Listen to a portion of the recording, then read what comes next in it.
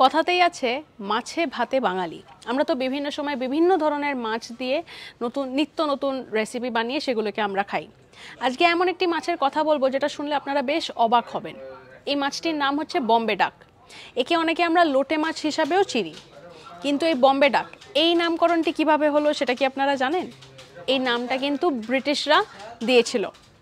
আসলে এই মাছটি বম্বে থেকে কলকাতা আনা হতো, তাও আবার মেল ট্রেনে করে, মানে ডাকে করে আসতো এই মাছটি। এবং আমরা ডাক মানে বুঝি মেল আসছে, সেই চিঠি আসছে, সেইগুলিকে আমরা ডাক বলছি।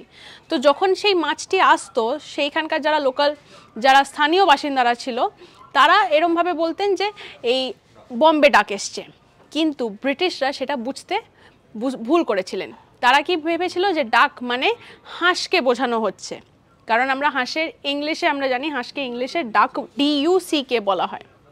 এবং সেইভাবে তারা কিন্তু নামকরণ করলেন বম্বে ডাক, মানে বম্বের হাঁস ওই হিসাবে। কিন্তু তারা বুঝতে পারেননি যে আমরা বলছি বম্বে ডাক, এই ডাকের মানে হচ্ছে মেলে করে আসছে যেহেতু, ওই জন্য এইরকম নামকরণটা আমরা বলছিলাম।